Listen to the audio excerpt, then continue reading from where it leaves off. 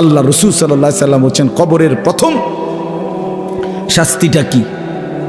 কোনো ব্যক্তি যখন কবরের প্রশ্নের জবাব দিতে পারবে না, তখন আল্লাহর পক্ষ থেকে ফেরেশতাদেরকে বলবে, কাযাবা আব্দি, আমার বান্দা মিথ্যা বলেছে। ফাআফরিশুহু মিনান নার ওয়ালবাসুহু মিনান নার ওয়াফতাহু লাহু বাবান ইলান নার। আল্লাহ বলবে ফেরেশতাদেরকে, ফেরেশতারা আমার এই নাফরমান বান্দার কবরের মধ্যে জাহান্নামের বিছানা বিছিয়ে দাও, আগুনের পোশাক পরিয়ে দাও, আর জাহান্নাম বরাবর তার জন্য একটা দরজা খুলে দাও।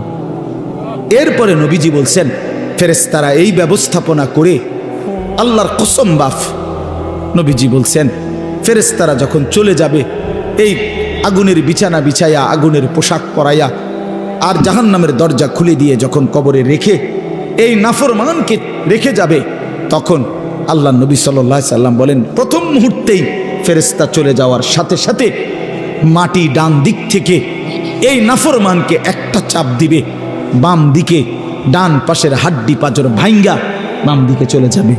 বাম দিকের মাটি ডান দিকে চাপ দিবে, তো বাম দিকের হাড্ডি পাঁজর ভাঙ্গা ডান দিকে চলে আসবে।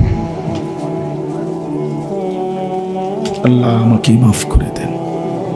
আল্লাহুম্মা ইন্নী আউযু বিকা মিন আযাবিল কবর। নবী সাল্লাল্লাহু আলাইহি সাল্লাম 5 ওয়াক্ত নামাজের পরে, আল্লাহর কসম বন্ধু, প্রতিদিন 5 ওয়াক্ত নামাজের পরে নবীজি কবরের আযাব থেকে পানাহ চাইতেন। প্রতিদিন হযরত উসমান রাদিয়াল্লাহু তাআলা আনহু কবরের সামনে দাঁড়াইলে এই পরিমাণ কাঁদতেন, হাত্তা ইয়াবুল্লা লিহিয়াতাহু। হাদিসে আছে কিতাবে যে তার দাড়িগুলো ভিজে ভিজে যাইত, দাড়ি ভিজে যাইত, এই পরিমাণ কাঁদতেন কবর দেখলে। এরপরে তো সামনে ভাইয়া, বিষয়টাকে হালকা মনে করেন না। বাবারা আমার, ছেলেরা আমার, বিষয়টাকে দোস্ত আমার, হালকা মনে করেন। এই বেনামাজি জিন্দিগি কষ্ট পাইবেন, এই বেহায়ার জিন্দিগি কষ্ট পাইবা বাপ। আমি বলছিলাম আরেকটা কথা আল্লাহ নবী বলবে, একটা কথা তো আল্লাহ বলছে, বান্দা আমি আর কতবার বললে, কেমনে বললে, আমি এর চাইতে দামি আর কোন কথা নাজিল করলে তুমি আমারে মানতা। আর নবীজি বলবে হাসরের ময়দানে, নবী বলবে উম্মত তুমি জানো, হাদিসের তাফসীরের মধ্যে আছে প্রত্যেক ব্যক্তি, আল্লাহ বলছে নবীকে, আমাদের নবী সাল্লাল্লাহু আলাইহি সাল্লামকে, বন্ধু আপনারে সামনে রাইখা আপনার উম্মতের আমল নামা আমি আপনারে সামনে রাইখা খুলমু। নবী সাল্লাল্লাহু আলাইহি ওয়াসাল্লাম যখন উম্মতের আমল নামা খুলে দেখবে, খোদার 365 দিনে কোনো দিন ফজরের নামাজের সেজদা নাই, 30 বছর সুদের ব্যবসা করছে, 50 বছর মিথ্যাই বলে গেছে, হারাম রোজগারি করেছে, 30 বছর যাবৎ মহিলাটা কোনো পর্দা করে নাই, ঘরের মধ্যে কোনো দিন শরীয়ত বলতে কিছু নাই। আল্লাহর নবী সাল্লাল্লাহু আলাইহি সাল্লাম তখন বলবে উম্মত তুমি জানো আমি 23টা বছর অনবরত তোমার জন্য কেঁদেছিলাম। আমি সেই নবী, যে নবী সারা রাত এশার নামাজের পরে দাঁড়াইছি ফজরের আজান পর্যন্ত, এক দাঁড়ানোতে চোখের পানি ফেলে উম্মতের জন্য দোয়া করছিলাম। আল্লাহ রসুলের স্ত্রী আম্মা জান আয়েশা বলছেন নবী এই পরিমাণ কাঁদছে, এতটা লম্বা দাঁড়ায় ছিল উম্মতের জন্য, হাত্তা তাওয়াররামাত কাদামাহু, 2টা পাও ফুলে ফুলে গেছে। আল্লাহ নবী বলবেন উম্মত আমি 23 বছর কাঁদছি রে, প্রতিটা রাত কেঁদেছি, দিন কেঁদেছি। আমি এই পরিমাণ, পিঠটা খুলে দেখাবে চাদর সরিয়ে, আমার উম্মত আমার পিঠটা দেখো, তায়েফের পাথরের আঘাতে আমার পিঠ কি পরিমাণ ছিদ্র ছিদ্র হয়ে গেছে। আমি সেই নবী, যে নবী তোদের জন্য পেটে ক্ষুধার কষ্টে পাথর বাঁধছিলাম 2টা।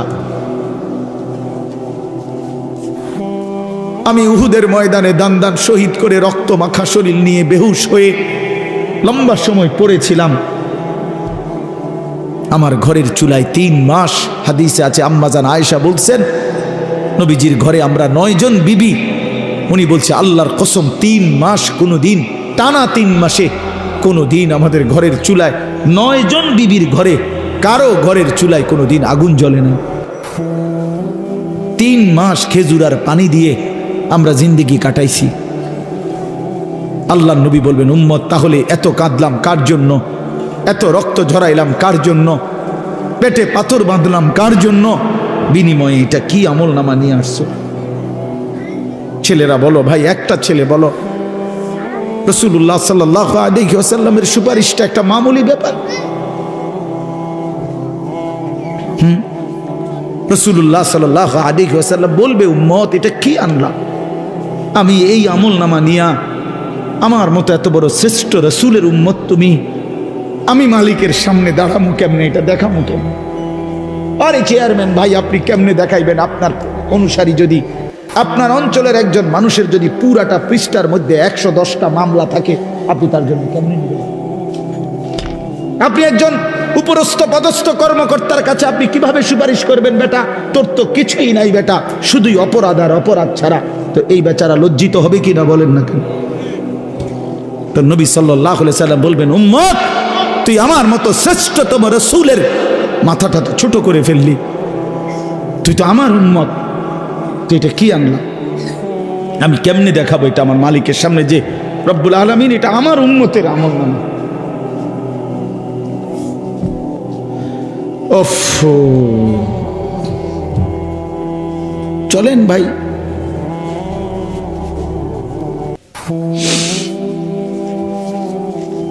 এই জন্য দোস্ত আমার, বন্ধু আমার, আমি দিবানিশি এই চিৎকার চেঁচামেচি করি, এই আহাজারি আমার অনেক দিনের।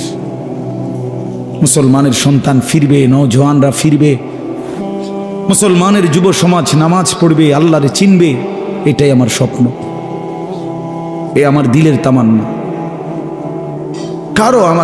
কারো প্রতি আলহামদুলিল্লাহ এখন আর দিলে শত্রুতা রাখি না, কারো বিরোধিতা, কারো প্রতি হিংসা করার কোনো সময়ও নাই, বিশ্বাস করেন, একদম সময় নেই, সময়ই তো না। আমি জুমার নামাজ পড়াইছি ঢাকা মোহাম্মদপুর আদাবর, আমার জুমা, ওইখান থেকে আমি জুমার পরে রওনা দিয়া মাগরিবের পরে রোয়াচালা বয়ান করছি, এশার একটু পরে ওই মুসাগারা বয়ান করছি, এরপরে এখানে এসে বয়ানে বসছি, শুধু অজু করছি, শুধু অজু, শুধু সময় বাঁচানোর জন্য মসজিদের খানাটা খাই নাই, হোটেলে, পথের একটা হোটেলে মদনপুর পার হয়ে আইসা অল্প কয়টা ভাত খাইছি। এটা বলার উদ্দেশ্য হলো কেরামতি বুজুর্গি বুঝানো না, আল্লাহর কসম বুঝানো হইল এই কথার ফিকির যে কাউরে প্রতিপক্ষ ভাববার কোনো দরকার নাই, কোনো দরকার নেই। আল্লাহ আমাদের সবাইকে বুঝ দান করেন। প্রতিটা ছেলের প্রতি আমার অনুরোধ, বাবা তুমি নষ্ট হইও না, তুমি বরবাদ হইও না। এক বন্ধুর খপ্পরে পইরা, একটা সামান্য মোবাইলের খপ্পরে পইরা, একটা দুষ্ট নারীর খপ্পরে পড়ে, মেয়ের খপ্পরে পড়ে চরিত্রহীন হইও না, চরিত্রহীন। আল্লাহ তাআলা মানুষকে যেই চাহিদা দিছে সেটা পূরণের বৈধ ব্যবস্থাও দিছে। মানুষকে আল্লাহ তাআলা তৃষ্ণা দিয়েছেন, তো তৃষ্ণা নিবারণের জন্য পবিত্র হালাল পানীয় আল্লাহ তাআলা দিয়েছেন। মানুষকে আল্লাহ তাআলা ক্ষুধার চাহিদা দিয়েছেন, তো হালাল খাবারও আল্লাহ তাআলা দিয়েছেন। তো মানুষের লজ্জাস্থানের যেই চাহিদা, শাহওয়াত, যৌন চাহিদা, এটা আল্লাহ তাআলা দিয়েছেন, তো এটা পূরণের জন্য হালাল স্ত্রী আল্লাহ প্রত্যেক পুরুষের জন্য ব্যবস্থাও রেখেছেন। কেন নষ্ট হইবা, চরিত্রহীন হইবা কেন? উলঙ্গ ছবি আর নর্তকীর পিছনে জীবন শেষ করে দিবা কেন? কি দুঃখে বন্ধু নষ্ট হইলা বলো?